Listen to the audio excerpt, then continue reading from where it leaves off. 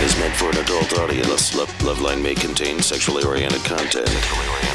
Listener discretion is advised. LoveLine with Adam Carolla and Dr. Drew. Hey everybody, it's LoveLine. I'm Adam. That's Dr. Drew. Phone number 1-800-LOVE-191. Dr. Drew, board-certified physician, addiction medicine specialist. Oh, man, I am wearing what must be $500 headphones. Oh, really? Or as we call them, the business cans. I've never seen it like it. Looked like something that came off like an astronaut. Yeah, something, definitely something out of a space age movie, like some sort of futuristic movie. No, Apollo 13. It looks like sort of. They're like there's titanium in them. They're heavy. Yeah. They're nice. Strikers. Yeah, he's the local DJ out here at the Mother Station, by the way, which is K-Rock. All right. Give me a go, no go for launch. Booster. Retro. Go. Vital. All right, so here's what's going to happen tonight. Joel from Good Charlotte was maybe going to come in, but we weren't sure. We left it loose with him, so if he comes in, he comes in. Tomorrow night, Macy Gray in here, who I've never met, and whose work I admire. And actually, Macy Gray was one of the funnier parts of the AMAs that Jimmy hosted a week or two ago. What'd she do? She just went up there and she sort of got off the teleprompter and had put a little energy into it and started saying, "Look, if you guys lose and you're pissed off, let's see it on your face instead of seeing you cheering for people." And it was really. She said she's pissed off that she didn't get nominated. Yeah, right? It was funny. Yeah. It didn't feel contrived. It felt sort of genuine and spontaneous. She was up there with Mark. Oh yeah, from Blink. Yeah, from Sugar Ray. Yeah, right. Kathy Griffin, dear friend Kathy Griffin is going to be in here. Then dear friend Tori Amos on Wednesday, and then Thursday, dear friend David Allen Greer, or Dag as I call him. Mm-hmm. I've heard you call him that. All right. He's taken over that Bunny Hunt show. There he is. Oh, yeah. Well, the man has talent. Why shouldn't he? Are you ready to move forward here, Drew? Yeah. So you want to start with that one, not the one I had it on? Well, you had it like this, Drew, which is... either one's good. You're straddling both calls. Both good. Both good. Couldn't decide. All right. Heather? Yes. You're 24. What's up? Yes. I love you guys. I'm so excited that I'm on.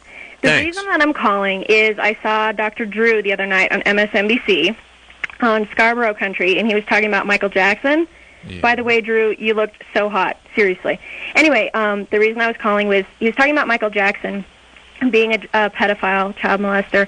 I'm wondering if I was saying maybe. They keep putting me on the spot and saying, is he or isn't he? What makes one? What's your question? Well listen, he loves all the children of the world, regardless of creed or color or nationality or religion, as long as they're dudes. I mean, isn't it clear? Yes. That's all he wants. Clear. He wants to save every children. All children. They're all precious. All the guys. He fellas. just wants to save every 10-year-old boy. That's all. That's all. He's not. Yeah. He seems to have a range. They seem to be between like 7 and 11. They seem to be male, or they're always male, and they seem to be of some sort of ethnicity, maybe Latino or something like that. And I got a theory about that. What? Well, it's in that culture, that kind of stuff flies a little more easily. Like, you couldn't do that to a Jewish kid. Wouldn't work. His parents would be all over you. Let's face it. This goes on in that culture much more readily than it is Latino. Latino. Oh, yeah. What does offering your kids up? Oh, I see. There's much more of that going on. There is a lot of it in Mexico in certain populations. Yeah, look, we can't judge. We cannot judge. You want to F your kids? That's a cultural thing. I'm not judging. I'm just saying, if you're going to screw around with a kid, better to pick one from a group that has a little more history, a little more momentum with that. I'm not saying every one of them does. Well, maybe it's just a statistical thing. Maybe in those populations there is more abuse, so there are more victims, so there's more opportunity to victimize. You know what I'm saying? Pure numbers game. Well, listen, not that anybody's offering kids up, but you start diddling a Jewish 10-year-old, you're going to have a big, fat, mad Jewish mom who's the dad's a lawyer, is going to sue your ass off. Jig's going to be up. Find some poor Latino family, broken family, and poor is a good way to start. Right. Any way you slice it. That's what you're saying, poor and broken. Yeah. Yeah, but Latino stronger. Stronger choice. And Heather, the other thing I was saying is I don't think the guys talk that much.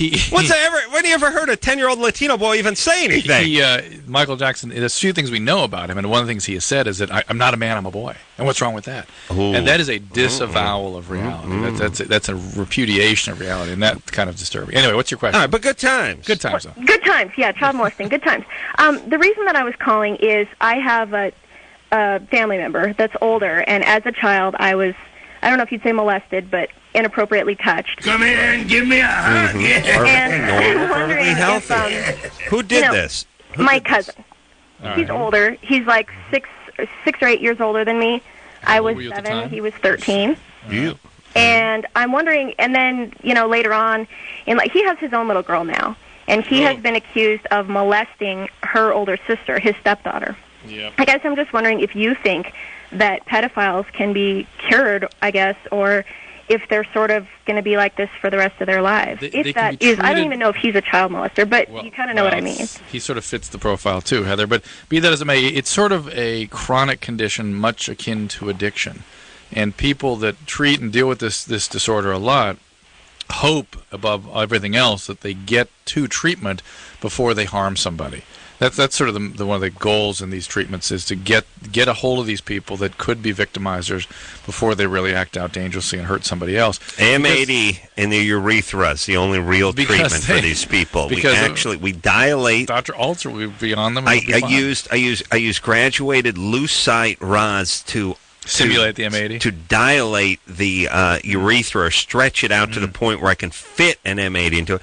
We modify an M80 because normally the fuse is in the middle of an M80. We actually relocate it at the end. Nice. We pack it in there, spike-shaped, inlight it, and then when it blows up, it's like a cartoon with an old musket gun. You know when you put your thumb in a musket and it just splays? Yes. Yeah. That's how it looks like. But Heather, so people can be treated, these behaviors can be contained, but it's sort of like, in some respects, changing what people are attracted to. I mean, you know how you're attracted to certain things? Yeah. It's hard to change that. Do you think... Now, you can not act on those attractions, but you can't really change the attraction. I mean, this has always been my thought, which is, we think of diddling young boys or young girls or young anyone as wrong, but it's easy to think something's wrong when you don't care for it. It would disgust you to do it. Right. I mean, it'd be real easy not to eat fast food if you hated fast food. It made you vomit, just the idea. But if you really did love fast food, it would be difficult to drive past the place, especially with a couple of beers in you on a Saturday night, to pull in. Absolutely. And if that's their food of choice... how are you going to talk them out of that? Just the fast food's the perfect analogy. You can, educate and structure and contain and to get people not to do it, but you can't get them not to like the fast food. It's hard to do that. So, okay. You can diminish the drive. Well, now, I want to know how old his stepdaughter was when his stepdaughter was, I think, 5 when the mother accused him of this, and she divorced him, actually. Yeah. And now he has his own daughter, and she's 5 now. Because it's been a few years now, and I'm worried that if this is a chronic condition, like Dr. Drew has said, and like I've heard other people say, that he's going to act out on it with her. Oh, look, if he's taking a pass at his stepdaughter, here's the other thing. Hard to tell whether he's going to take a pass at his daughter. Will take a pass at his daughter's friends. Right. That's for sure. Right. I mean, the best case scenario is that he diddles one of his daughter's 5 or 6 year old friends. Right? That's the best this guy's going to do, right? Worse is he has it is he does the daughter. Yeah. I don't know what to do. You can't hire a drifter to kill him? He can be treated, but he has to want to be treated. There has to be a lot of structure and leverage in place. So, do what True, whatever happened to just getting, putting hits out on people. Just contracts. Still happens. It just put them down. Yeah, I know, but they're putting down mafiosa guys, and wives are killing their innocent husbands to collect the insurance and stuff like that. How about just good old straightaway killing? You know what I mean? People that need to be put in the ground. It'd be much simpler, wouldn't it? It'd be a simpler life.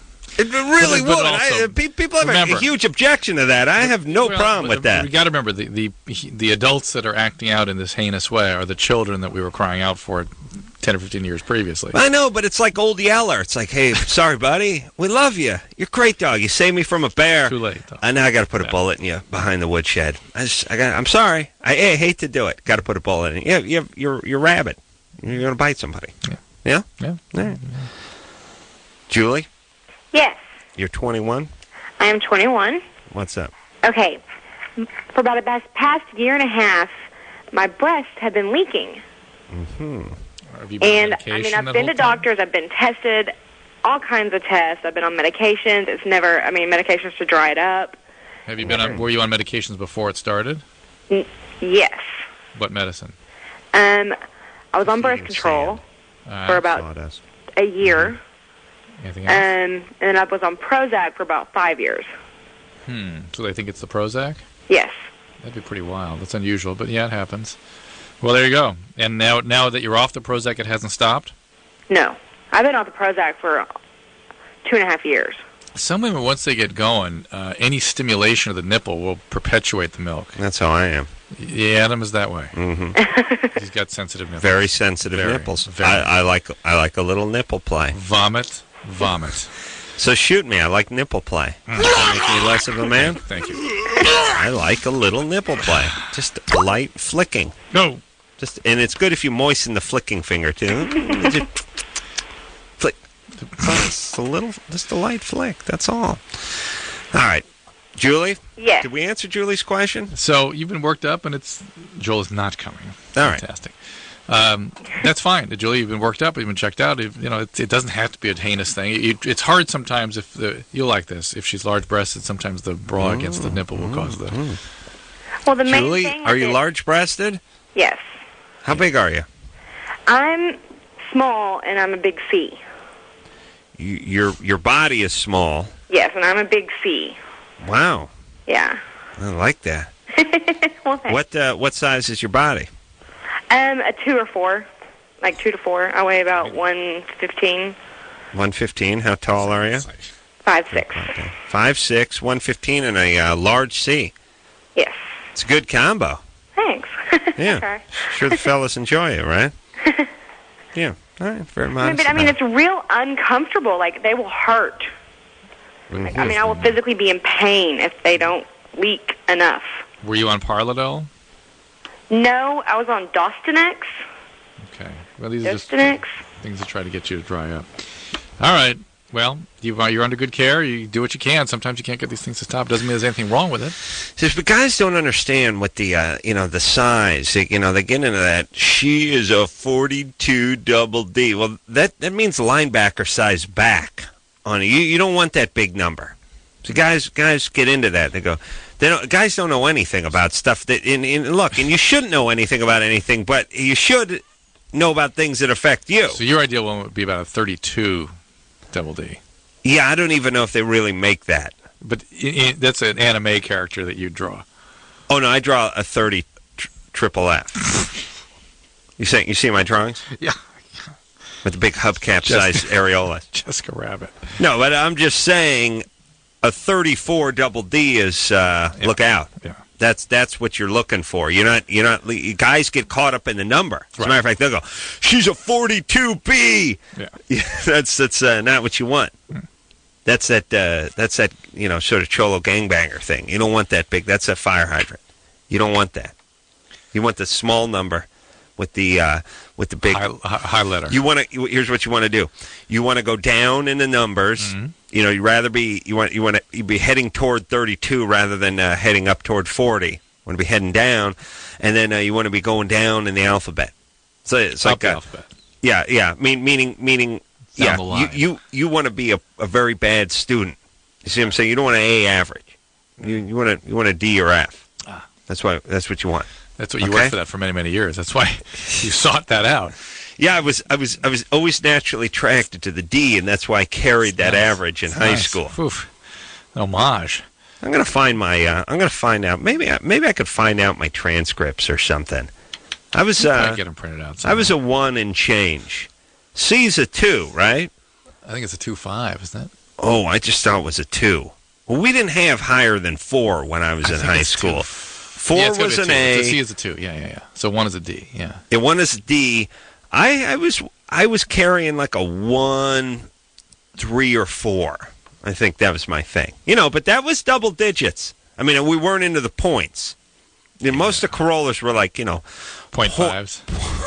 .0. Yeah, it was like 0.5, like that kind of stuff. 0.7, that kind of stuff. I was clearly into the solid numbers, whole numbers, which is, again, an amazing achievement for Corolla. Miriam? Yeah, hi. You're 16, what's up? Well, first of all, I want to say goodbye to call screener Tera because she's a wonderful phone screener or whatever, so I really hope that she does well. Mm-hmm. And I have a question for both of you. Yeah, Tara, don't call me Tara. This is going to be your last night. Yeah, and that's really sad because she's a great phone screener and everything, and I'm sure she's a good person, so good luck. Whatever. Hey. What, did she talk you up while you were on hold with her? No, but I used to call and she would pick up, and I was like, oh, she's the greatest, so. Oh, really? Yeah. You know her work? Sure. Wow, all right. Well, we're going to miss her. I don't know where she's going. I think she's touring the world, I think, with her. Oh, she's going on tour. Okay. on tour. Okay, whatever. Wherever she's going will be better than where she is. Well, write her a thank you note or something. Anyway, here's my question. I am wondering if the morning after pill were available over the counter, completely legal, you could get it CVS, do you believe that abortion should be legal or illegal? In cases, not counting cases where the mother's health is in danger. So it's an interesting point, which is now that we've given you some alternative. Well, here's the thing. Mm-hmm. I still like to keep it legal, but it does add an interesting wrinkle. The problem is your wrinkle is only good for 75%, so it's not going to work. The morning after pill, only 75%? Right. Well, the thing is, you have to take in the fact that, you can get condoms and birth control everywhere. I volunteer at Child Welfare Services. They have condom baskets in front of the elevators. So, it would be not. Well, here's the thing. Okay, first off, you're never going to stop stupid people from doing stupid things. It's how they keep their status as idiots. That's true. You just have to do stupid things. Right. And there's a certain element in this country that you're never going to be able to stop because they're that stupid and they're that effed up and they're that driven. You would like to be able to now, that is a core group. You're never going to affect that core, but then there's all sorts of people that are sort of hovering around the fence between stupid and sort of quasi-employable. Those are the people that call into this show. And those are the people no, not you. Present company accepted. Yeah. But those are the people you could get to. And I think, Miriam, you're asking, I think the question you really mean to ask is, would you trade it? In other words, if somebody would make the morning after pill totally available, would you trade that for an illegalization of abortion?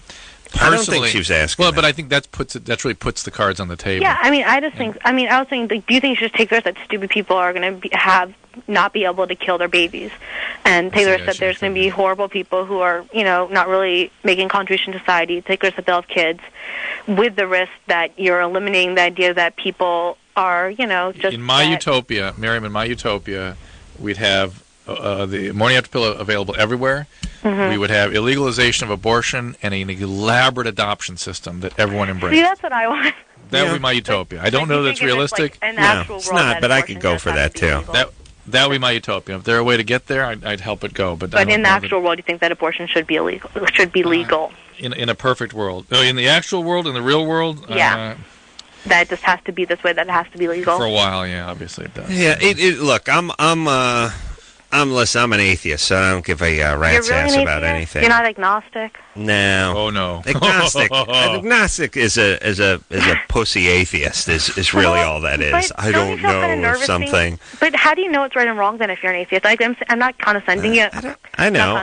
It's a common question that. Wait a minute. How did Aristotle arrive at absolute moral truths? He was not a Christian. He was a pagan. I'm not Christian. I'm just curious. No, I'm just saying that the original people that developed the moral system of logic were not religious. Look, people want it's an age-old religious argument, which is if you're not religious, how do you know right from wrong? Well, your brain. I have a brain, I have a conscience, I'm an intelligent person. I understand it's inherently and empirically evil to certain things. F my own kid in the A. Even no matter how good it feels. No matter how could something that feels like it'd be that evil? I'm just saying. I understand it's a bad thing to do bad things to other people, and that's one of those sort of no duh things. So you don't have to break it down any further than that. God hope that everyone is born with that. And believe me, let me tell you something, too, you screwballs, you religious nut jobs out there.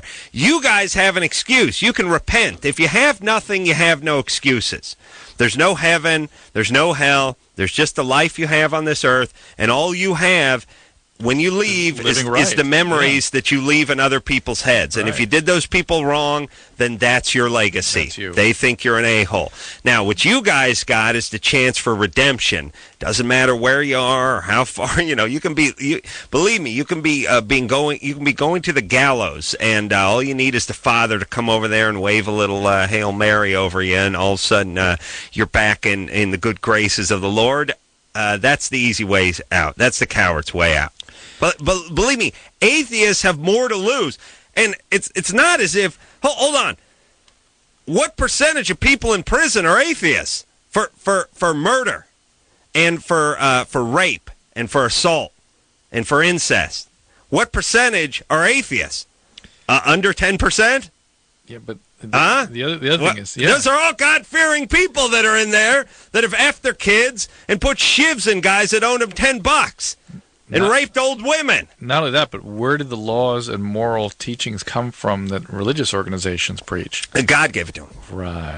Right. Or a human brain thought them up. No. God stuffed them into that human brain. Yeah. Either way, look, I got that same brain. Look, all you got to do, go on death row, find everyone who's murdered everyone, and find out if you find any atheists in that group. Tell me Drew, way under 20%. Way under 20%. So, you worried about the atheists?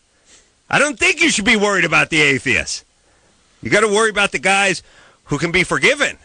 Atheists can't be forgiven. You kill somebody, ask the Lord's forgiveness. All they do is interview these guys. Like, what happened? Well, I strayed from the flock a little, but since I've been in the joint, I've reestablished my relationship with Jesus Christ, and He's forgiven me. That's great. You got 6 co-eds still in the ground. You going to see them in heaven? That's got to be uncomfortable. What happened? What? You let him in? Yeah. He strangled me with a car antenna when I was 17 before he raped my corpse. Yeah, but he's in. He repented. That's got to be uncomfortable. Okay, you're up there. You're one of the guys. You're one of the victims of this guy. Yeah, you got to hang out with him in heaven. Does anyone ever think about that? The family. Hey, last I saw you, I was floating above my corpse while you were banging the bejesus out of it by some ditch near the side of the road. Now we're up here? We're in the same place? Really? All right. Hey, it all makes sense. It all makes sense. We'll take a quick break. We'll be right back. Hey, it's LoveLine, y'all. I'm Adam. That's Dr. Drew. Phone number 1-800-LOVE-191. Macy Gray in here tomorrow night. Looking forward to meeting her because she has a great voice. And I don't mean just a singing voice. Well, she does have a great singing voice, but she's got a great voice. But she's nutty. I think she's nutty. She's a little wacky. I don't mean that in a bad way. I don't know who got mad at Rose McGowan, who, by the way, is nuts. She got mad at Macy? No, she got mad at me for calling her nuts on the air. Oh. She called up one day all pissed off. Yeah. And then, we had Marilyn Manson in here. It's like, and by the way, when Marilyn Manson, with the tumbler full of laudanum in front of him, calls you nuts, you're nuts. That's Marilyn Manson calling you nuts. That's a guy who's got his own nuts tucked between his legs, and he's calling you nuts. You're nuts. Yes? Yes. I don't mean it in a bad way, or I know maybe it does sound bad, but certain people are a little nutty. Well, can we say that? Well, there's Happy Nutty. Yeah. There's Napoleon Nutty. Chase you with the butterfly net nutty. There's Fun Nutty. I think Macy Gray's a little nutty, but in a goofy, nutty, colorful way. Right. It doesn't have to mean sick. No, not. I'm going to torture cats in my mom's basement. Yeah. Just a colorful nutty. Yeah. We need that. Good times. Hey, good times. What the hell was Marilyn Manson drinking that night? What the hell was that stuff? It's absinthe. Yeah. Laudanum. I'm trying to think of a ghoulish drink that he could drink. All right. But there was something about that. We had to add water and turn it milky. All I know is I had a couple sips of that thing. It was buzzing like a hummingbird. Oh, really? Yeah. No kidding. And then I said, this is my new drink. I get a little crazy with this absinthe stuff, and then somebody stole it. Oh no, Really? Lauren, a producer. I think junior producer Lauren took the bottle home with her. What? You know what? He you know what you do, and this is, by the way, here's what you do when you're an alcoholic or you have a problem with a substance and you don't want people to think you're a boozer. You do this. You go, hey Drew, hey Adam, got you a little gift. Oh, it's not. What is that? That's imported absinthe. They get it from like Hungary. That's. Wow! Hey, thanks. That's a nice bottle of liquor. You didn't have to, but that was nice. I'll just set that down here. And somehow it sort of slides into, let me just get the cork on that. Let Before me show you know you. it, Yeah. he drank 3/4 of my bottle, and then producer Lauren took the rest home with her. Which is the other way to hide your drinking habits. Abscond with the leftovers. What happened to my absinthe? Yeah. All right. But couple of swigs off that got a weird buzz. It's weird stuff, Drew. Nice. Yeah. Hey, but good times. Yeah, but good times, yeah. Now, listen, I don't know if I could get into that stuff. I think I would get too weird. You know what I mean? Too buzzed? I need to dial it down a notch. You know what I mean? A couple of glasses of red wine. I mean, You have a strange what I mean? combination needing to be jacked up and turned down. Oh, You know what I mean? I don't need to be jacked up. Well, you have an engine that can't start. Right. Yeah, it's like, wait a minute. Your engine needs to be like started. Well, I like a cup of coffee in the morning. But your vigilance need to be turned down. I need to be turned down. I'll go crazy. I've got too much thought. We'll try to pack it in my brain. It's like the vigilance and the it's strange. It's a strange combo. It's like your sympathetic, like your parasympathetic. You're hyper inhibited, and you need some sympathetic tone. All I know is I need to. When I get home, I need to dial it down with the booze. Yeah, but that's just alcoholism. Okay. Jess, Yeah. you're 15. What's up?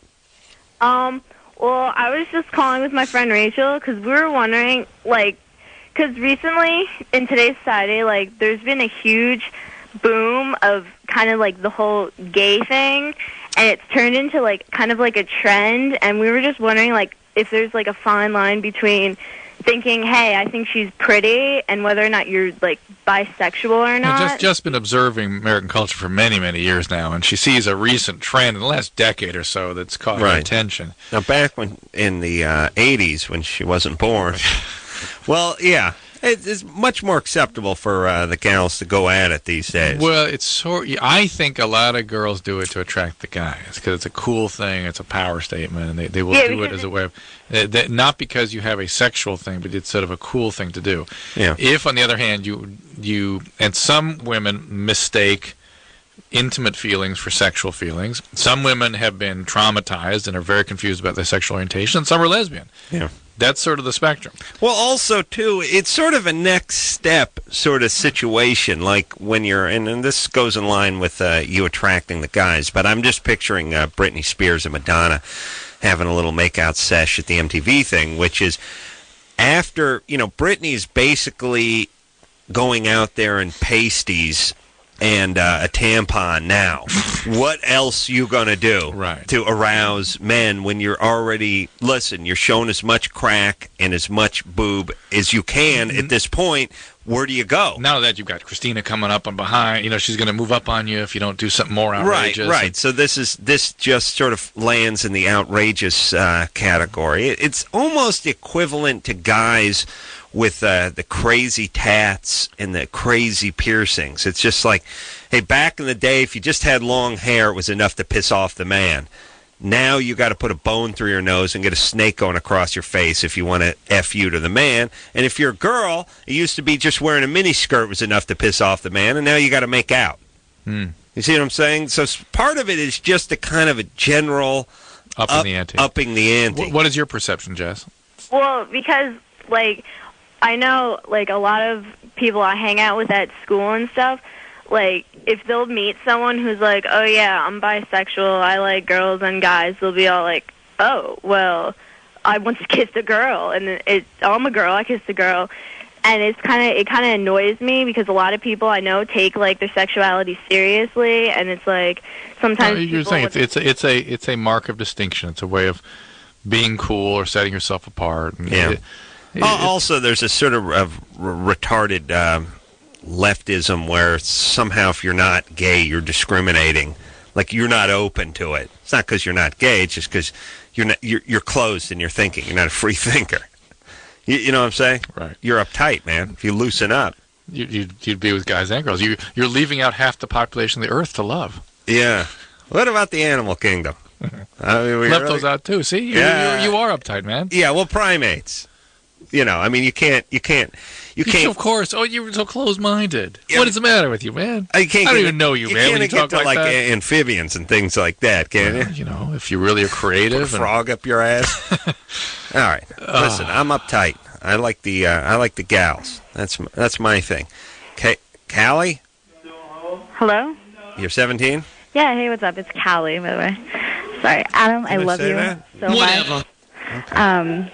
Yeah, my question is, I'm wondering what is acceptable to do on the first date. Who's that drunken behemoth in the background? Sorry, that's my roommate. Hey, guys, can you keep it down, please? Jesus Christ. Yeah, I'm really sorry. A hose on him. What, you have roommates. You're 17. Yeah, you're out of the house, huh? I live in the group home. Group home. Yeah. Mm-hmm. So, hey, first off, watch those group home guys. Yeah, trust me, I know that much. Oh, yeah. That's, I don't even think they should have co-ed group homes. Yeah, they shouldn't, but they do. Why do they have that? I don't know. Well, I mean, you got some troubled 16-year-old guys. That's a good point. You know, dad was an alcoholic and beat the crap out of him, and mom was turning tricks and stuff like that. All of a sudden, you're going to dump him off in some house. And by the way, it's not a group. It's just some house that's been converted into a group home, and there's a bunch of 15-year-old chicks running around. Are you kidding me? Yeah, it's pretty crazy. Kaylee, I suspect that given you're sort of in that kind of population, you might want to, for you, keep the range of acceptable behavior on the first date to a minimum. Okay. Why are you in a group home? Well, my parents and I just don't really get along very much anymore, and I like to party, and so she kicked me out a few months ago. All right, well, so you want to have a good time. Yeah. It's all good. Okay, well, you're probably one of the saner people in that group home, but that's not saying a lot. But now, here's the thing. Who are you dating? Right now, no one. But who's going to ask you out? Someone outside the home? Crack dealer. Yeah, I mean, do you get to date outside the home? Yeah, the crack dealers. Crack dealers, Adam. Be serious here. Are you going to school? No, I work full time. What prompted this question? What prompted the question? I've had experiences in the past where guys have sort of been pressing me to do more, and it's not that I didn't want to, but I've gotten a bad rap in the past for going too far. So here's okay. Let me explain something to everybody. By the way, you can stop people. People don't know where you're at. They don't know what you're thinking. You know, it's like people get themselves into trouble. They talk too much. They, you know, you know, like you used to be a horrible liar. You know, somebody calls your house now, and you pick up the phone. You know, when you're a kid, you're like, well, and they're like, come on, don't you have a couple of minutes talking about? Well, I guess I got a couple of minutes. You know, now you go, I'm right in the middle of something important. And they're like, well, can I? And you're like, no, I'm sorry, I can't. And you hang up. You get these skills. Yeah. It'll work on the person almost every time. You just got to employ those skills. Right. As a girl, you just got to say no. And they'll go, come on, I know you. No. And you don't realize how close they are to shutting down when you let them in. Right. Oftentimes, whether it's the guy's trying to sell something or the guy's trying to get in your pants. Right. You give them that one more where the guy goes, come on, and you go, well, just a little. Now, you could have shut him down with one more. Yeah, you cannot leave a crack. It seems like he's never going to end. You cannot put a crack in the wall. That's right. If they see a crack, then now they're going to fill it with their penis. Oh, yeah. Seamus? Yeah. You're 21? Yes, I am. You have some stats for us on in-flight injuries? Yes, I do, actually. Caused by turbulence? Yeah, I checked it out when you guys were talking about it last week. We're actually interested in in-flight deaths. Right, turbulence. I couldn't find any deaths. I couldn't What? find Wait, no, wait, whoa. There must have been too many. But we run they can't tally. Yeah, it's too obvious. We run a PSA every night that tells you to wear your seatbelt in an airplane because of how your body wasn't made for 40 other turbulence. Potentially fatal activities that you're much more prone to. Yeah, there's football and rollerblading and yeah. But how many people are injured, Seamus? Well, they group it by type of airline or type of airplane. And I figured you guys were talking about commercial flights, so it's like Boeings and Airbuses, which are the two major carriers. Yeah. And there were 619 since 1972. Oh, my God. Wow. Oh, my Yeah. Is that nationally or internationally? That's national statistics from the FDA. Adam, I thought it would have been more. I thought it would have been like a couple hundred per year at least, because people fall and twist their ankle and they claim that's people are old ladies are walking drunk to the bathroom when they hit when the plane moves just a little bit and they just take a spill. That would be in that statistic. That includes workers. It includes everything, and I'll tell you something. That number that's amazingly low. Why do we even bother with seatbelts? 30-something. Now I'm pissed off every time I've been woken up to have my seatbelt buckled. 30-something year, 31 years, and they've had 6, so it's like 20. Is that like 20 a year? 20 injuries a year. Yeah, maybe a little less, but 20 a year. And again, that's if you went to serious injuries, it'd be way down into the double digits. Way well into. You know what I'm saying? Yeah. Yeah. All right. But hey, it's a first-rate killer, that air turbulence. There's no doubt about it. Your body's just not meant for it. It's touched all our lives. My grandfather went from air turbulence. My wife's, both her parents went from air turbulence. I had a brother that I don't like to talk about that went from air turbulence. It's a first-rate killer. It'll kill you. It'll take you down. And you got to do this PSA. And we got a PSA. And now we got to keep the seatbelt. Keep the seatbelt fastened until we get to the gate. Till we stop at the gate. How many injuries has there been from that part? From the part where they announce every time you hit the ground, please keep your belt up, please, till we stop at the gate. I always like that part too, which is so if we're T-boned by like a A4 that's being scrambled up, got the belt on. Yeah, doesn't just keep you in the fire a couple beats longer. Or on the other hand, you're cruising in at 4 miles an hour and it stops suddenly. What's going to happen then? You're going to... Yeah, because our entire lives have been taken over by this nonsense, by just BS. Pure BS. Yeah. And here's whose fault it is. It's the attorney's fault, and then it's the weak-willed pussies who are bringing up these lawsuits. I want to live in an environment where, and I've magically made it through my whole life without a lawsuit. I want to. Here's people have to be accountable for. Here's what I want. I want everybody.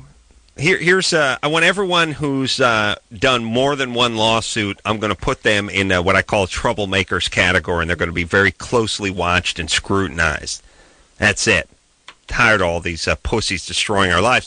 And everyone is always like, well, what difference does that make to you? Believe me, I'm the one who's getting yelled at to put my seatbelt on, and I can't pop it off. And how many hours of sleep you last with them tugging on you because your blanket's over your seatbelt? Secondly, how much money is wasted? They could have been. Hey, talk about giving money to the poor in more productive places. I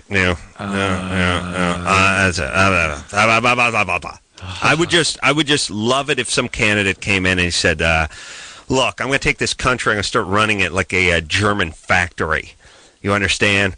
I'm going to start looking at and here's the way I figure it. I figure we got about 99% people that are just greased cogs, and there's 1%, and that's the sand that's getting in between everything and screwing it up. These are the guys with the 15 lawsuits. These are the guys that are cranking out the 30 kids.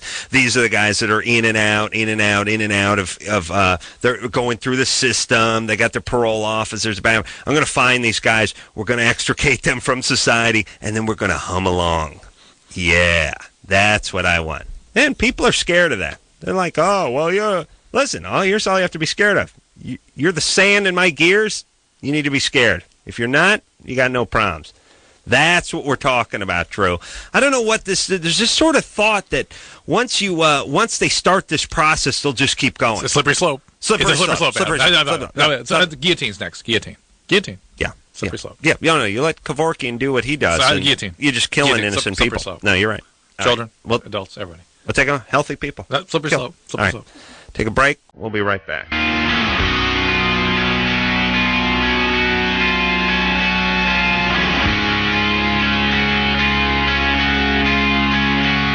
Hey, everybody. It's LoveLine. I'm Adam. That's Dr. Drew. Phone number 1-800-777. Big week coming up. Yeah. Macy Gray coming up. Kathy Griffin, dear friend. Tori Amos, dear friend. David Allen Greer, dear friend, coming up too. Wow! Who is that? Is that AFI doing that Boys of Summer song? Who's that? The Ataris. Oh, the Ataris. Oh, I kill them for making that horse-ass song. Who's doing this song, though? I like a girl with a big butt, but fruit in the middle. It's juicy, it's sweet, cause it's fruit and in the middle. Shaka-naka. Yeah. How about a little cheer from Dag? It's a little David Allen Greer for you. I like. See my finger, see my thumb. We got the ball, you better run. SOCKIT, sock it to me. Baby, my head is aching, my hips are tight, and hips are shaking from left to right. 1, 2, 3, 4, 5. Cash tech, don't take no job. 6, 7, 8, 9, 10. Come on, baby, we gonna win. Ow! That's a cheer, baby. That's a cheer. Oh, yeah. I'll drink my coffee that night. He's got a talented man, David Allen Greer. Deeply troubled, yet talented man. And listen, people think David is all fun and games. Drew and I know a deeply, deeply troubled man. I just remember that voice. don't look at me routine he did. Do you have that one on tape by chance? Yeah, let me find it. Was, Here it is. Here it is. Oh, you can't find it? So let me find it. Hold on. He'll find that a deeply troubled David Allen Greer will be in. Who's in good spirits, by the way. Is he? You talked lately? Yeah. Oh, I was in Vegas with him. Oh, yeah. He's mad at me for making him see Siegfried and Roy, 6 months ago when I was there. But I said, hey, these guys aren't going to be around forever, and you're going to want to say you saw them. And he's still mad at you, or now he's still mad, yeah. Well, he didn't want to go see the show. I said, we're seeing Siegfried and Roy. Listen, in 1977 or 76, when people were seeing Elvis, I'm sure the cool people were making fun of those idiots. Oh, we're seeing big fat Elvis and some, he's wearing some crushed powder blue velvet jumpsuit and stuff. Meanwhile, Crosby, Stills, and Nash are playing at the Thomas and Mack Arena, and they're like, hey, let's go over there. Absolutely. Those are cool people. Yeah, what are you, my parents? You're going to see? He was at the Hilton. You're going to see Elvis at the Hilton? Yeah, okay. It's a fat, bloated, out-of-shape Elvis singing a bunch of old songs way past his prime. With a bunch of old people yelling at him. But those people are glad they saw him now, right? You can say you saw Elvis. Yeah. I saw Siegfried and Roy just a few months before the Tiger bit him. And I dragged Dag to see that because as a dear, dear friend, I felt responsible for him. And he holds it against me. We're going to have it out Thursday night, by the way. All right, you ready to go? Yeah. Don't look at me. Don't look at me. I will give you something to smile about.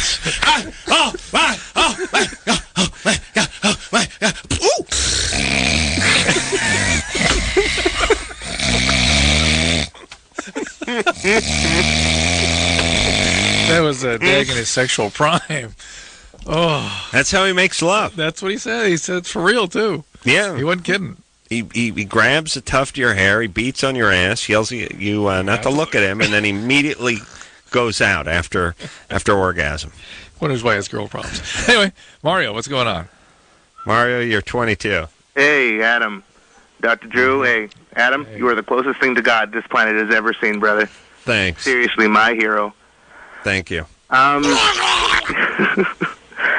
got a bit of a problem going on. I had sex with this girl today. I mean, not but 2 hours ago. And she told me that she can't be impregnated before. And the story changed afterwards. And so I suggested, a morning after pill. I hear Dr. Drew preach about it left and right. So she refuses. Why? She's going on the whole. I think she's going on the whole abortion trip. I tried to tell her it's not an abortion. Not an abortion pill. It'll suppress her ovulation. Right, just take it as soon as possible. Get the Plan B. Go get it. Just go get it for her and just get her to take it. How do you make massage her neck and shoot it down her throat? You can't give it to her goose without her knowing it, but you can certainly offer it to her. Let her understand what it is. Nothing. Doing an abortion. It'll just, if she hasn't ovulated yet, it will make sure it doesn't happen. Say Drew and God want you to take it. Lorenzo. Yes. Lorenzo's got a problem at something I was saying with the Latin culture being a little more okay with the incest. No. Wasn't black. Was that when, and this is what happened when I was driving, home, and listen, I'm a big fan of you guys. Thank you. First of all, I'm a big fan of you. But I get the sense a lot of times that you have kind of empathy to Latino community or whatever. Okay, and today I just happened to hear that in the Latino community it's like something like, if I'm not mistaken, like molesting or effing your kids is a normal thing. You wouldn't play in that. No, and I mean more prevalent. I just making sure because listen, one time I called for Stuart Copeland was on your show. Stuart Copeland. Yeah, Stuart Copeland, police. Of the police, yes. Yeah. And I was talking to him, and you guys were talking before something about. He was saying something about that you guys can kind of tell, according to the voice of the person, can tell, if kind of problem they have. Lorenzo, hold on a second. Hold on a second, Lorenzo. Hold on a second. We got to take a break. We got to take a break. Yes, I poke fun at all communities, but yes, you leave the land out. with the kids. Yeah, there's a little more of that going on. Aye! It's not Latin. It's in poor communities in Mexico. I think you're talking about. Yeah. I'll tell you a story about that. All right, when we come back.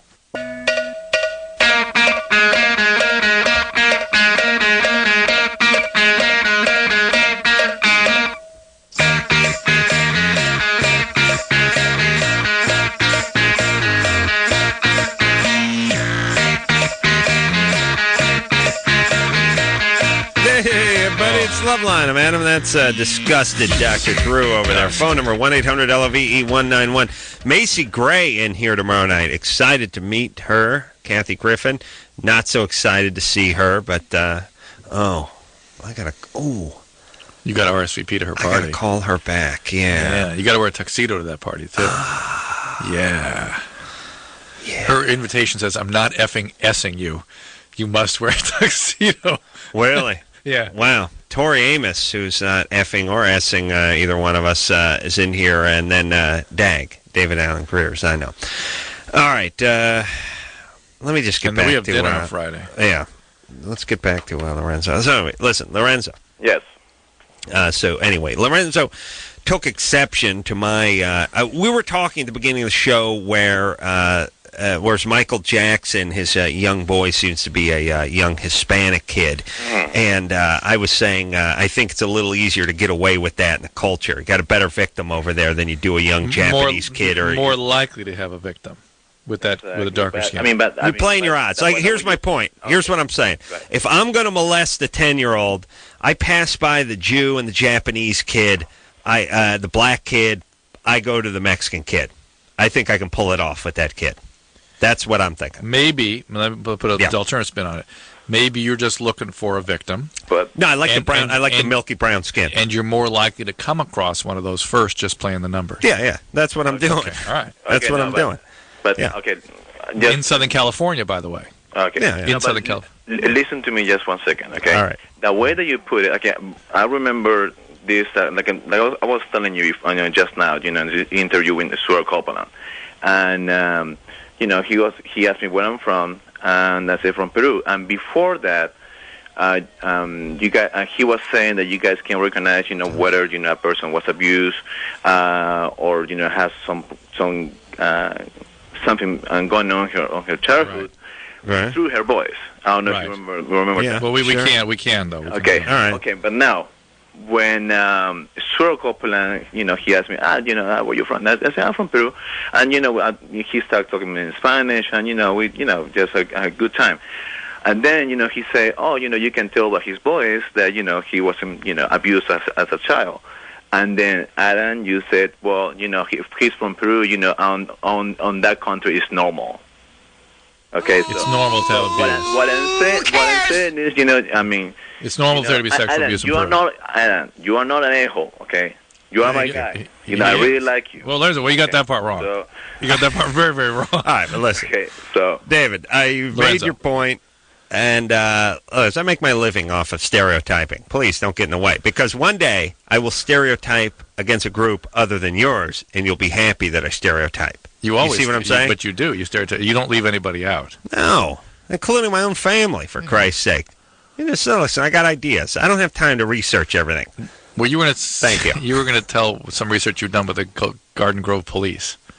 No, I went out with the Garden Grove Police once, and the guy told me he worked on. I'm not going to mention the officer's name, but he worked in the child services, whatever, with the molestation and the juvenile, whatever. And he said every single case he goes on is Latino. And that's probably most of the population of that group, so that's about 80% of it. It's not like he's working the Beverly Hills beat, but I had a talk with him, and he said it's a little more popular in that culture, and it's stuck. That's all. I really think it's rural, poor Mexico. And a couple generations ago where that got going. Well, listen, you're going to live at home until you're 25. You're going to get nailed by Grandpa eventually. I mean, that's the long and the short of it. Diana? Hello? You're 14? Yeah. You're, let's see, what does S&M stand for? Knows what it means. My name's Brianna. What, huh? My name is Brianna. Brianna, okay. Yeah. It's not Brianna. It's not Diana like it says there. It's right. Brianna. Yeah. Which is like Brianna, but it's Brianna? Probably one N instead of two N's. Right? Or whatever. Well, no, I'm curious. Do you spell your name the same as Brianna and pronounce it differently? I spell it B-R-I-M-A. M-A? Brima? No, B-R-I-A-N-A. Like I said, one N instead of two. Oh, that's Brianna's two N's. Yeah. What the hell kind of name is Brianna? Uh-oh. Smoke detector. All right. Brianna? Yeah? Now, we didn't hear it. It must be about I'm going to need you to move a little closer to the smoke detector. And don't tell me you don't have one, because I heard it. I don't have a smoke detector. Yes, of move course closer to the one you don't have then. There's something, look in the ceiling or on the walls, you'll see a little round disc. I do not have a smoke detector. Okay, do me a favor. Be quiet for a second. Then. Just be quiet. Hold the phone away from your mouth. Just hold it up into the air. Okay. Okay, hold it up there for a second.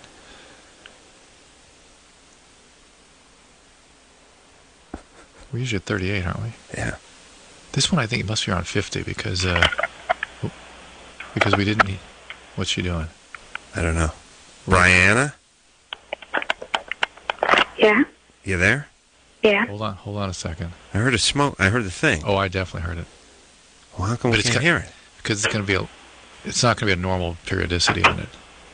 No, they're all between 30 and 40 seconds. Did you just shut a door, Brianna? Huh? Did you just shut a door or something? No, I just turned off the TV. Turn off the Sounded TV. like the door closed. Are you standing where you were standing when you started talking to us? No. Go back to where you were when you just began the conversation. Are you there now? Okay. Okay. All right. What part of the house are you in? In my room. Okay. You're in the room. Mm-hmm. Is this where you were when you were talking to us when we were talking about the smoke alarm? Yes. Okay. All right. But the TV was on then. It's off now. Yeah. Maybe something came from the TV. Do you live in an apartment? No, a house. You live in a house. Is it a newer house? No. Yeah, but that could be 1993, right? Right. How old do you think the house is? Chicago? It was built about 40, 50 years ago. Mm-hmm. And no smoke detector in the house, huh? Nope. Well, in the house, yeah, of course, but not in my room. Okay. We'll go to the nearest one. I cannot leave my room at this. It's like 1 a.m. right here. Mm-hmm. Everyone's asleep. Mm-hmm. Where's the nearest one? In the hallway? I have no clue. Mm-hmm. Your parents not putting one in your room means they don't love you, you know. Yeah. Yeah, I'll make sure to tell them that. My parents not only didn't have a smoke detector in my room, they kept oily rags, and they let a hobo play with a Zippo lighter next to it while I slept. Nice. Yeah. What a coincidence. Back porch made of toothpicks. Brianna Anderson, it was at 1:04. See if you can find a tape of that for us. No, it wasn't at 1:04. It was at like 59. I'm not going to stop the whole show for that. He's not going to stop the show. Come on. I thought he'd go on your wild goose chase. I'll play one for you if you want to hear one. I mean, if it's that important to you. No, it's just driving. It drives us. Look, listen, we're like prisoners in the studio. We have to figure out ways to occupy ourselves. And that's Anderson playing it. All right, so listen, Brianna. Mm-hmm. You had a question? Yeah, she wants to know what the S and the M stand for. Right? Yeah. Sadism and masochism. Huh? Sadism and masochism. What's that? That's what S&M stands for. So sadism means you like to do... you like to do stuff to people, and the masochism part's like doing stuff to you, right? Right. Oh, okay. And I just want to say I was listening, and before when you were talking about the religion and stuff. Yeah. You know what I'm talking about? About forgiveness and all that. Yeah. And atheism. Mm-hmm. Whatever. Okay, she ran out of steam there. I wish she could go back. You know what I like about, you know what I love about our callers? It's like you go, listen, I want you to go toward the smoke detector in the house. We don't have one. I know you. Please, you have to have one. And we heard one. No, we don't. You don't. There's no smoke detector in the house. No. And then 5 minutes later, I know we heard a smoke there. Yeah, it's not in my room. That's it. Is it what is that? Was I that stupid at 14? Or is it stupid meets combative? Yes. Stubative? Stubative. It's just stubative? Stubative, yes. Like, I didn't say the smoke detector in your bedroom. I just said your house has no smoke? No smoke detector. Speaking of disgust, I got to talk about the newscast on Friday night. I saw with this 2020 episode about a guy getting amnesia, and he was so clearly a trauma survivor with bipolar mania. And they presented this story about this guy forgetting who his wife is, as though it's just like on a soap, like a Gilligan's Island episode where a guy hits with a coconut, and now he's ginger. It's like, he forget. People want to believe. No one consults about what. I was sitting there thinking to myself, what it reminded me of is that song Ruby Tuesday. Goodbye. Lose your dreams and you will lose your mind. Yeah. You know what will happen to you if you lose your dreams, Adam? You lose your mind. Yeah. Everyone knows somebody that's lost their mind because they stopped having dreams. Sure. Everybody. Sure. Yeah. Never happened. Never happened. Well, listen, look, you can't, look. Here's the whole thing. Whenever you watch the news, whenever you read an article, whenever you read the news, if it's ever about you, you know it's totally wrong. You know what I mean? Yes. If you anything you ever read about yourself is just off. Right. In other words, if somebody's quoting you or giving a report about you, they're if someone did a story on you, it would be wrong. Yeah. So now everything you see on TV that isn't you, worse. Assume that it's wrong. Yeah. Assume that if that was you, it wouldn't be accurate. Right. And therefore it isn't. Stupid. Then the Jay McGraw thing followed that, and that just was. Drew doesn't like Jay McGraw selling more books. No, I don't like that. Because his dad's Dr. Phil. I don't like that. He's going to write a book I don't for like teens and how to lose weight. I don't like that the press doesn't ask questions. They're just a bunch of ass kissers. Look, listen, this is the publicist. The publicists, if they hardball them, then they don't get them next time. It's just but it's more publicists being. The publicists are just they're leeches on society. They're the pariahs. I'd like to just get.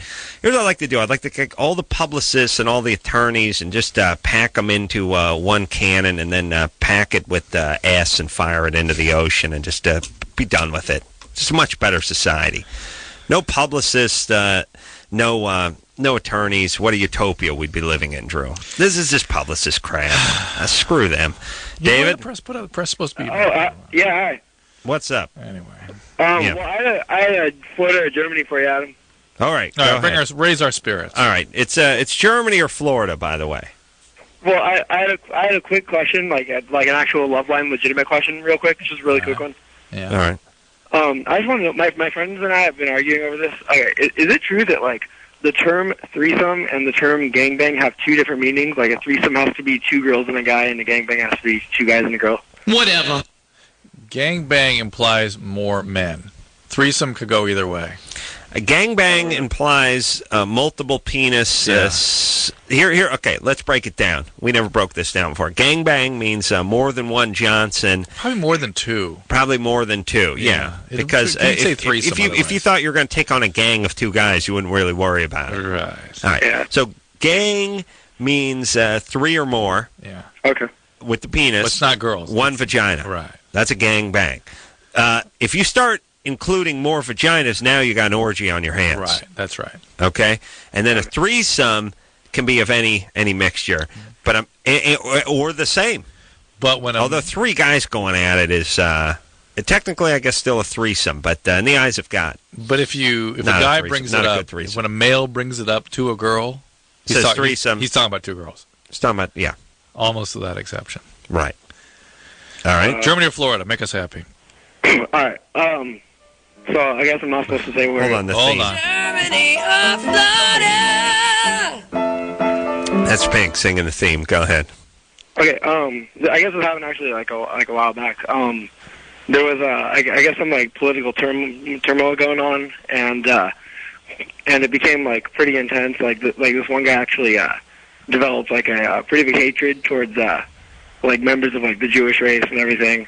And it actually became like legalizing like the massive genocide of like millions of like Jewish people. Actually, was that Florida or Germany? Yeah. Wait a minute. Yeah, where'd that happen? Germany or Florida? Most our callers are stumped. Well, wait a minute. Now this seems too obvious to be Germany. Come on, it's a joke. They wanted to legalize. What do you want to do? He wanted to legalize like the genocide of millions of Jews. Did he carry it out? Oh yeah, yeah. It actually, I believe the World War started over it. Oh yeah. Oh, okay. Thank you. Oh, he's screwing around. Yes, he's all right. I'm so naive. Well done. I like that. Thank you. Don't ever call again. All right. I like that. Believe me, Take Kelly Osbourne doesn't know who we're talking about. She's expert in World War II. I only bring her up because I was announcing that women don't know anything about war, and she fought back feverishly, explaining that, yes, we do. I do. I'm studying it in school. My father is from England. I know all about the war. I said, okay. Who are the Axis powers? Who are the good guys and who are the bad guys? Oh, please. That's not fair. It's not fair. It's like, you are the weakest link. Goodbye. It's like saying, I know everything about cars. It's like, okay, how many wheels on a car? Oh, that's an unfair question. No, it's not. It's the world's easiest question. We're just, I didn't ask you about the cam timing. I just asked you how many wheels on a regular car. Yeah, that's what that was. Unfair. No. All right. How dare you? How dare you? Listen, and then she got mad at me for laughing at her. But my whole thing was just don't pipe up. But then we had a woman call who was an expert, military expert. Didn't know anything either, or knew something, but not that much. Stuff, yeah. Here's all I'm saying. A lot of people piping up in this society about stuff they don't know. It's not like me. I know everything. I'm talking about the incest and Latino cultures. I know what I'm talking about. You see what I'm saying, Drew? Yeah, I see what you're saying. I have data. Yeah. All right. Let's talk to... now, look. Is this person's name Chevelle? Yeah. Chevelle? Yeah. Is that your name? Yeah. That's your real name? Yeah, after the car. All right. Yeah. That's a bad sign, boy. That's serious white trash right there. I know. Your dad was... your dad was he's into Chevelles? Yeah. Collects them? Huh?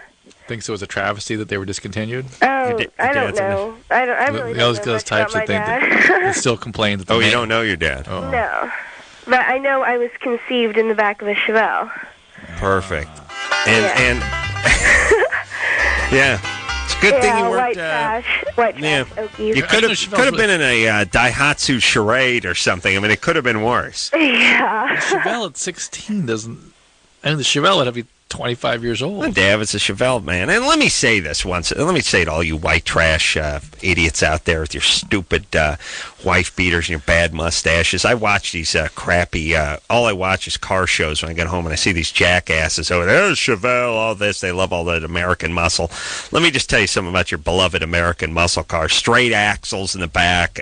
Just drum brakes and leaf springs. Pieces of junk. GT40. Junk. GT40? GT40 was barely a production car. They made 7 of them. They didn't even make them. How dare you? Wow. All that other stuff you guys get nostalgic about, though, all those Corvettes, all those Mustangs, there's about 3 of them that are nice. The rest are junk. All that Chevelle, all that stuff, all that big bunch of iron blocks and iron heads and 1950s technology. Just junk. Just pure junk. Please, get over yourselves. Those cars suck. Thank you, Chevelle. Go ahead. Okay. Well, tired of all these idiots from Florida with their bad mustaches talking about Mustangs and coming in their pants. These cars are junk. Go get in one. Go drive one. It's just junk. Okay. Thank you. Okay. All right. Sorry. Now that you got that out. Okay. So your dad named you Chevelle and then split? No, my mom named me Chevelle. My dad split before he even knew my mom. Well, as soon as he found out my mom was pregnant, he took off.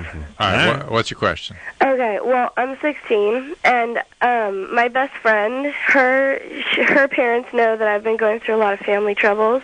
Yeah. And they said because this happened about a year ago, that things started getting really bad. And so they said that they would be willing to take me in as one of their kids, because they've only got 2 kids. And anyway,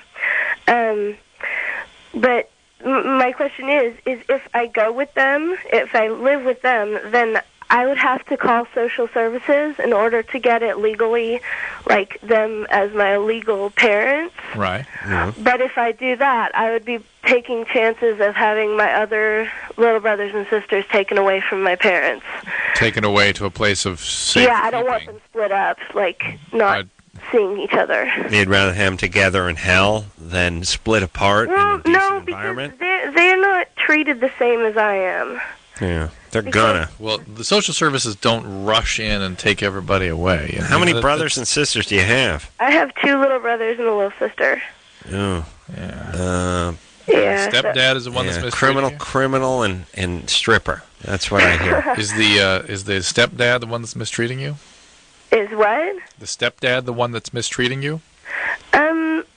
Well, it's kind of my stepdad. He's like an alcoholic, and my mom just doesn't like me. We constantly fight, like, all the time, and she's constantly saying how, like, she regretted having me and things like that. And yeah.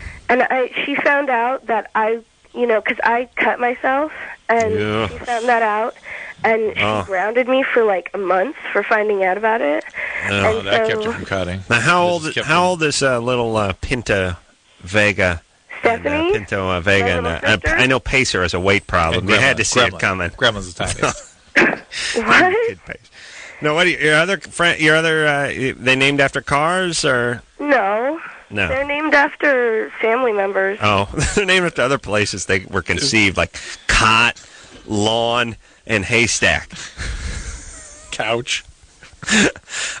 Porch sofa. Come here and do your homework. Hey, Chevelle. Here's the deal. Chevelle, get out of there. It's fine. Hey, lounge chair. Social services, we're all for it. They will. Their job is to improve things, not to make things worse. All right. Just go ahead. Chevelle. Do what you need to do. All right, and baby, don't act out now. Don't get pregnant. I don't want to. I'm not. I'm still a virgin. I don't want to. Good. Yeah. Good. That's what I'm talking I don't about. want to do that. Look, here's what you all need to do. You all need to do the exact opposite of your parents. Yeah. If you have crappy parents. Thank you. Yes, you need to remain a virgin for as long as you can, get good grades, get an education, and have a fruitful and healthy life. Yeah. Yes, and do that, and then wave your money in front of your parents and taunt them. That's what like I do. Adam does. Yes, that's what I do. He makes a point of that. Yeah. Thanksgiving was quite an illustrious experience with you with those dollar bills. They were $1,000 bills, weren't they? That's what I do. Yeah, I show up at my dad's house and I crumple up $5 bills and I throw it at him and I yell, "Hey, old man, get me more gravy." Start smoking $50 bills. Yeah, I know. I actually light Cuban cigars with a $50 bill, and then I like I said, I crumple up 5s and 10s. I throw them at my dad. More gravy, you. And I yell at my stepmom, yeah, more hollandaise sauce. And I just start screaming at everyone, and then I pelt them with money. And then once in a while, I grab a handful of quarters and I throw them in the hallway and watch them scurry after it. And then I laugh. Maniacally. Oh, no, all my laughs are maniacal. That's true. All right. It's good times. We're going to take ourselves a break. Wants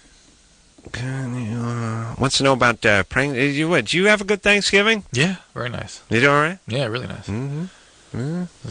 Yeah. Calm. Yeah. We had family pictures taken on... oh, that's gay. Like Friday. That's they super came out gay. Great. That came out gay. Yeah. What was in the background? Something blue? Laguna Beach. No, it was. Oh, it was real stuff. Outside, I like that backdrop.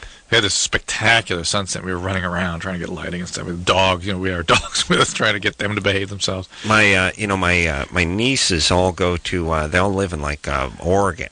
Yeah. And they show me their school pictures, and I'm like, "What's that? That's a pretty realistic looking tree behind you." It's like, that's a tree. Oh, what happened to the weird blue backdrop? That's a tree. Outside. What do you guys do? Take pictures outside for your school? Yeah. Yeah. What's that next to your school that's green? That's a forest.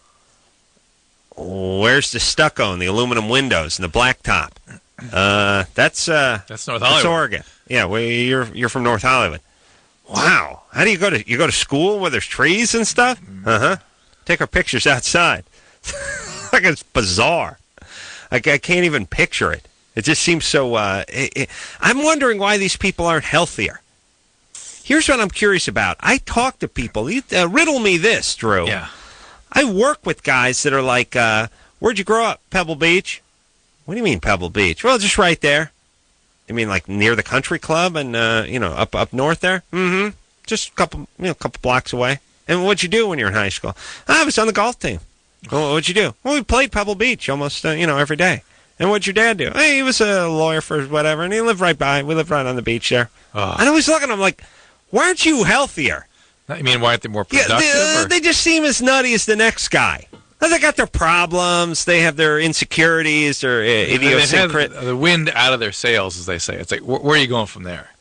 I guess not. Yeah, this is a big letdown. Yeah, everything else just, hey, you've done it. Everything else cool. Whatever. Fine. I just think they should be healthier. That's all. You would think. One would. All right, we'll take a quick break. All about the family, though. Families can be sick everywhere. Thank you. We'll be back.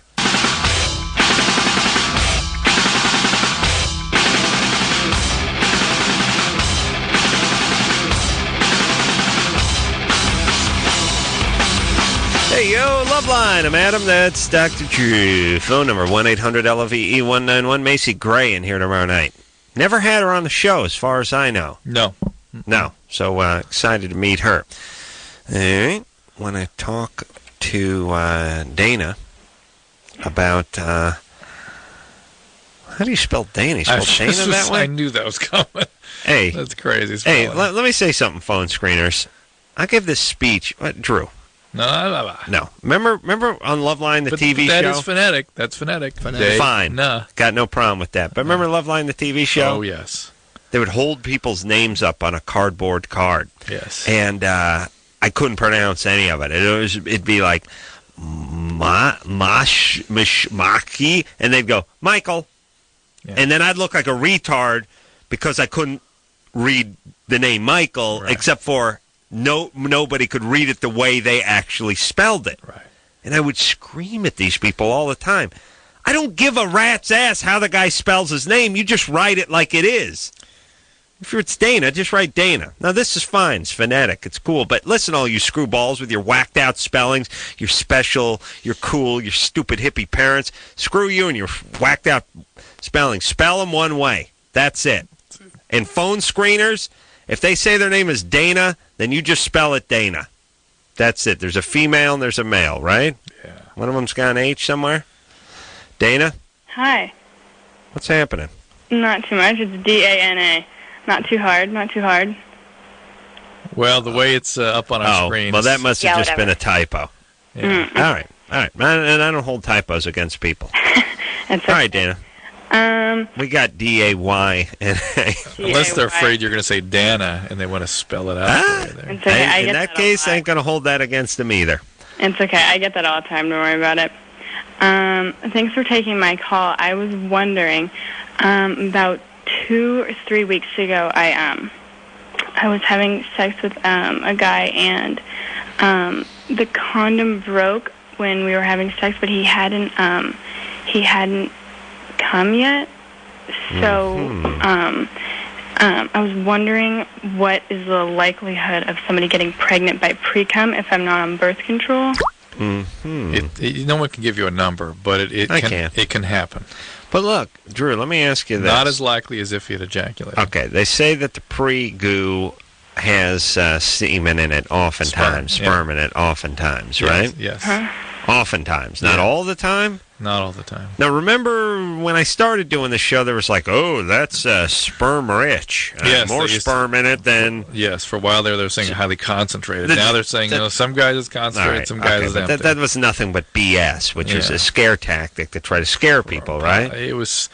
Yeah. It was used that way. 53,000 Americans die every year from secondhand smoke. And really? Hundreds of thousands in airplane turbulence accidents. That's right. But wait a minute. These are lies. Oh, no, but they're good. No, don't worry. People are stupid. We'll tell them what they should know because it'll scare them not to smoke or to put their seatbelts on or to wear a condom. And that we're righteous that way. We got God on our side on this one. Really? So you just lie? That's great. But... all right, so you don't like it when we lie about Saddam Hussein having weapons of mass destruction so we can go put a terrorist down, essentially, right? That kind of lying not good? Your kind of lying is good? Right. Oh, but our lying is to save people. Well, maybe that's our lying, too. You got to look at it that way. But that's basically it. That's the difference between Democrats and Republicans. Democrats lie about secondhand smoke, airplane turbulence, and how AIDS is an equal opportunity killer. Republicans lie, say this guy has he has weapons of mass destruction as an excuse to go over there and stomp him. Yeah. That's how the lying goes, and both well-intentioned. If you really break it down, for the most part, they're trying to save lives, so we got to lie. I just like the part where the Democrats are outraged. Yes. That there's this kind of lying going on. Right. All right, so, pre-cum. Got a little sperm in it. Can get pregnant. Should use morning after pill. Maybe does, maybe doesn't. What about the fact that it's not being injected? How much does that do? Huh? Nothing. Because, I've hit myself in the forehead before. Oh, yeah. Yeah. Oh, yeah. And my head was on the other side of the room, too. It wasn't even attached to me. I mean, it's a good 16, 17 feet.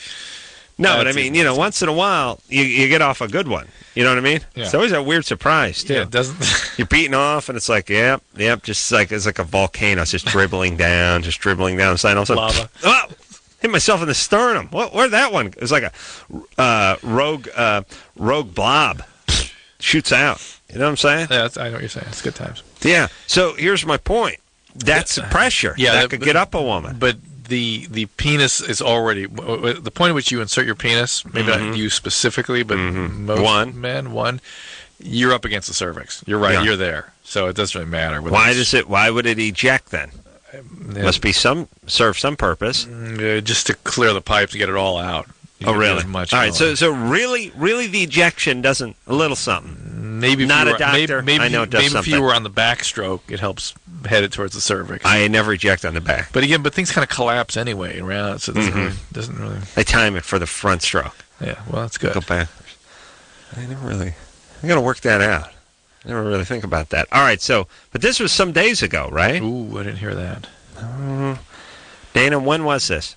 This was about 3 weeks ago. Oop. Well, if you're pregnant, you're pregnant. You got a pregnancy test. You can put it to rest. Okay, but you're saying... Yeah. Yes, you can get pregnant. Can I tell you what exactly your risk is? Of course not. Right. Of course not. Jordan? Yeah. You're 16? Yep. You have a Germany or Florida? Yes, I do. All right, go ahead.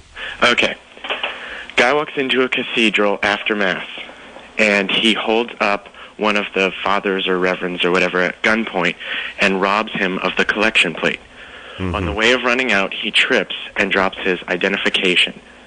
Mm-hmm. He realizes a half hour later that he dropped his ID, went back to claim it, and they arrested him. Mm-hmm. Smacks of Florida to Cathedral, though.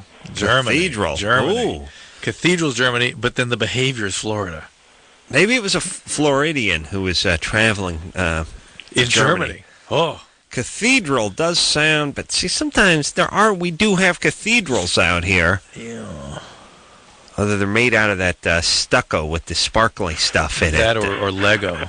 Out here. Oh, by the way, anything worse than a bad 70s church? The whole valley is just... they're strewn all over the valley. Just bad stuccos, like aluminum sliding stained glass windows and just crappy 70s architecture and a weird, literally, that sort of burnt orange, sparkly stucco and stuff, the rough sponge finish on it. Oh, my God's got to be pissed about that. God, this guy's got to be mad. What were we thinking? Yeah. Hey, all right, so where are we going? You're going Cathedral, you're going Germany. All right, we're going Germany. Good job. Yeah. Yeah, Drew. Smart move. See, you're listening, Drew. There's clues everywhere. I want to talk to this guy. All He's right. been on hold for 61 minutes. Brian. Hey, how's it going, guys? Hey, you're 24. True. I, over the weekend, had a bet going with some of my friends. We got together for Thanksgiving, and we were talking about how much dairy we had to eat. And one of them said, I heard somewhere you couldn't drink a gallon of milk in an hour. And I was like, I mean, I drink a lot of milk. I enjoy milk, you know, at restaurants and whatever. Mm-hmm. And I was like, I think I could. So the next day we had, like, a milk-off. And, Sure. I had one of those, too. We called them circle jerks back then, though. Not you. Yeah. In the day. It was a more innocent time. But, yeah, so you had your milk off. Right. So we put up $20 and bought 2 half gallons of vitamin D milk.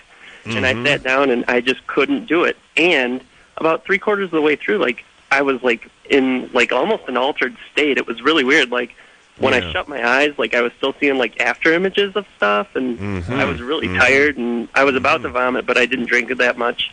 You stopped. So how far did you get? Like 3/4 of the way through. So you drank 3/4 of a gallon. Yeah, and it took the full hour. I mean, I full slowed hour. down a lot. All right. And first off, by the way, I've had these contests with just water drinking contests, guys. Always great because it's really a throw-up contest. Because you will heave. Because here's the thing. Your capacity to drink water or anything well exceeds the amount. I mean, you know, it's the same with booze. You know what I mean? Like you drink this many ounces of water, this many ounces of milk, or this many ounces of scotch, you're going to vomit, but your hand can keep moving indefinitely, and your mouth will stay open, too. Right. That's what I love about guys. Yeah, but it's always funny when your buddy's heaving. Of course, there are lots of examples of women having these contests. No, never happened. Not in the history of mankind. Not in the history of mankind. But what about it, Drew? And it's funny because I just heard about this the other day. Somebody was talking about your body's inability to process dairy or whatever it is. Yeah. Drew looks confused here. I hadn't heard much about it either. Something about lactose or something like that. Is it okay? Is it just that? Let me say this. If you drink a gallon of water in an hour, right, and you didn't just get done playing racquetball, it's possible to heave that up. Well, what happens is more serious. It's food. I mean, I don't think people look at a glass of whole milk as what it is, which is a bunch of calories and fat and a whole bunch of other stuff, right? I mean, that's a lot of food to take in. Absolutely. It's protein and sugar and all kinds of stuff. But the water can lower your serum sodium and can cause seizures and encephalopathies. Oh, that's even funnier than vomiting. Yeah, but they're really serious problems. But now, still funny. There was a hazing thing recently where parents are suing because this kid had to drink water in some sort of hazing procedure. Mm-hmm. But he was on medicine that caused him to hang on to disproportionate amounts of water, so his sodium went way down. Well, and he got real sick. He got bad seizures. Let's not be uptight about it. Stuff happens. There's no doubt about it. That couldn't be avoided. Is what but lactose, if it's not metabolized, just comes out as diarrhea. Mm-hmm. It just goes out. So why? So I don't know why. Is it? Okay. So here's what I'm saying. People think it has something to do with it being a dairy product, but what you're saying is really what I said first, is it's more like you're just drinking a gallon of food, right, and your body cannot take, water doesn't have any calories. I mean, it's going to be a huge difference calorically, obviously, between a gallon of water and a gallon of milk. Water's 0. Right. So even if milk is 1, it's a huge difference. It's 100%. Anyway, but I don't know what all the altered state stuff is. I wonder again if that's more of a fluid issue that he's getting sodium changes or something. Yeah, maybe it brings him back. Maybe all mammals have something this. called milk alkali syndrome, where people a gallon of anything is a whole lot more than it seems like it's going to be. Yeah, I was really surprised. I'm down with that. There are syndromes of people taking acids and drinking a lot of milk and getting strange fluid and electrolyte abnormalities. You'll try that again. Yeah, I tried to eat a bunch of loaves, like a couple pieces of homemade bread before that, hoping it would soak it up, but it didn't work. No, what soak it up? What does that mean? Listen, you think you can look? Lay people think you can soak up alcohol, think you can soak stuff up. The bread is immediately broken down into sugars. Also, within minutes. What about put bread in a glass of water? Watch it fall apart. Then you had the enzymes from the stomach and the duodenum. The duodenum, well, naturally. But what about like when you go out drinking and you want to have a full stomach? Anything there? Nothing. It may change the rate of absorption of alcohol by changing how much alcohol is exposed to the lining of the stomach where it's absorbed. Right. It's in a higher volume. Slows it so down. it's more dilute, so it slows the absorption down a little bit, but nothing much. No. All right. Well, you know the ultimate hangover tip, Drew? Aspirin and orange juice? No. Oh, don't drink. Don't drink. Hold on. Genius. Let me grab my You're a sketch genius. pad. Let me grab my pad, you retards. I love those tips. I love the tips. They always do that New Year's. And of course, the ultimate, the only sure way not to get a hangover, take it easy. Don't drink too much. Oh, okay, you idiot. Really? Don't do whatever it is you're going to cure? Hey, I got a cure for cancer, Drew. You know what that cure is? Don't get it. How about pregnancy? I got a cure. Pregnancy. Don't get pregnant. Don't have sex. Don't have sex. That's the only. You know what the best birth control is, Drew? Why no? No, not condom. No, not birth control. You know what the only sure way? No. What? Huh? Abstinence. Oh, no. Yeah. Don't do Genius. it. Don't do it. Genius, right? And anything. Name a thing. Diabetes. You know a sure way? Yeah. Sure way not to. Don't get it. Hypertension? High blood pressure? Don't get it. Heart disease? Don't get it. Oh, my God. Right? Are you writing this down? Retards with your lame-ass tips. And I always listen, too, every time New Year's rolls around. Oh, here's some surefire tips not to get a hangover this year, all right? Don't drink. All right. Well, that's not an option. That is not an option. The other one was, like I said, drink half your weight in ounces of water before you go out. Those are things like I'm you don't drink. 200-pound guy. Drink 100 ounces of water before I head out, and then drink a nice big glass of water in between every. Okay, this is nonsense now. Yeah. All right, we're going to take a little. I want a tip like break a number 2 pencil off in your ass or something. Something I can do. Something that's not going to affect my drinking. We'll take a quick break. We'll be right back.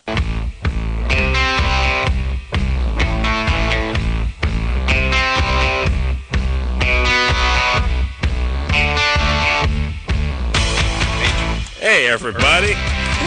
It's LoveLine. I'm Adam. That's Dr. Drew. Macy Gray in here tomorrow night. Looking good. All right. Let's come on. Let's help the kiddies. What do you say, Drew? Let's do. Wendy, Hi. you're 19? Yes. Your boyfriend has porn. I know that's normal, but is it normal? Yes. I mean, okay. Mm-hmm. How old is your boyfriend? He's 24. Yeah. 24, 19. All right. That's all right. That's all right. Were you ever abused? Your dad break your heart or skip out on you? No. My dad's an asshole, but Yeah. but yeah, let's not get into that. That's not what I'm calling. I know, Over but it, that's that's ultimately why it's pertinent. that's everything. Yeah, it's pertinent because everything for you.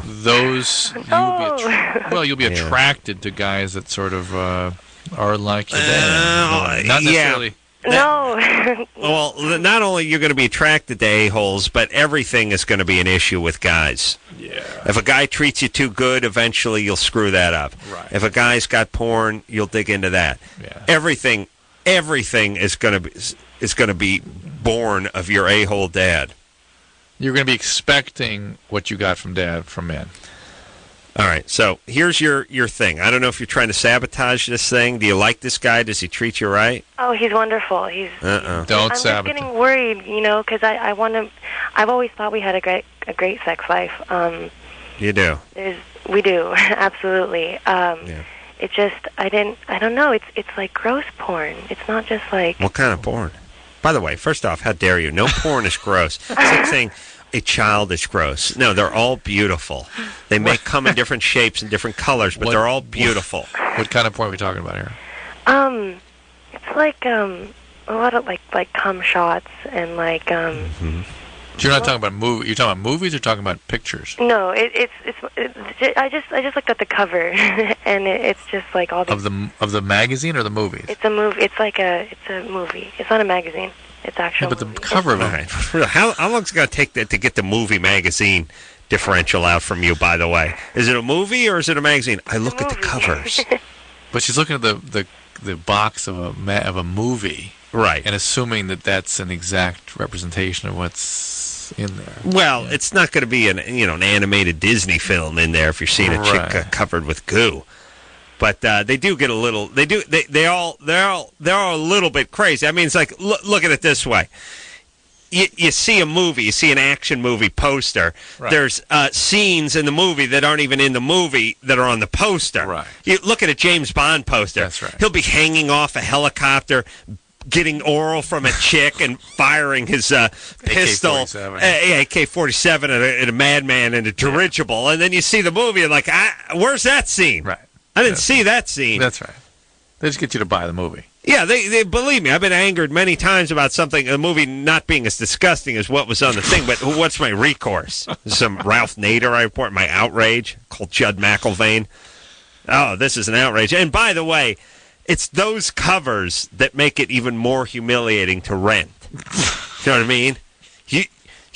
You're bringing you're moving up to the counter with you Bangus Uranus 14, and the picture's basically the woman looks like the Michelin Man. She's so covered with semen, you know, and you're standing there, and there's a guy standing behind you with his girlfriend. They got the Joy Luck Club, and then there's a guy in front of you that's got a Disney film, and you're just standing there with that obnoxious looking thing, trying to keep it against your hips sort of strategically, but there's no good side to those things. They're all a mess. So see, Wendy could be worse. Your boyfriend could be Adam.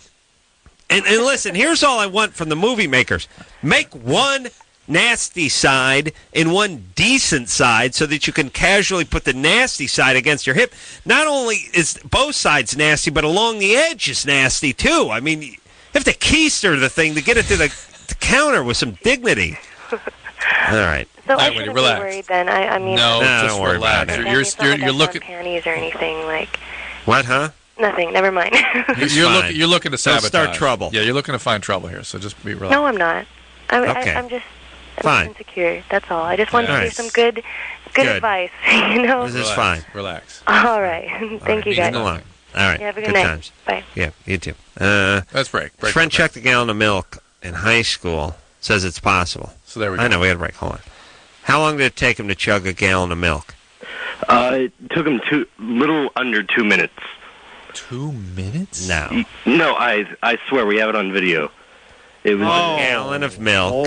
Yeah. A little under 2 minutes without heaving. Yeah, it was like. Then he heaved. No. He didn't heave at all.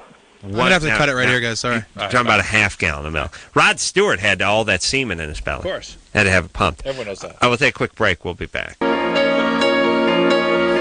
Well, that's the show. Before we check out, we want to say goodbye to Tera. Don't call me Tara, goddammit, who we've had a tumultuous relationship with over the years. Illustrious. But illustrious, and I think their love has really grown over the last few months especially. We'll be sorry to see her go, but glad that she's doing whatever it is she wants to do, and wish her all the best. And Tera, you stop by anytime you like, please. So until next time, it's Adam Carolla for Dr. Drew saying mahalo. Let's know what the S and the M stand for. Right? Yeah. Sadism and masochism. Huh? This has been LoveLine. The opinions expressed on this show are not necessarily those of the staff, management, sponsors, or this station. The producer for LoveLine is Ann Ingold. LoveLine is a presentation of Westwood One Entertainment.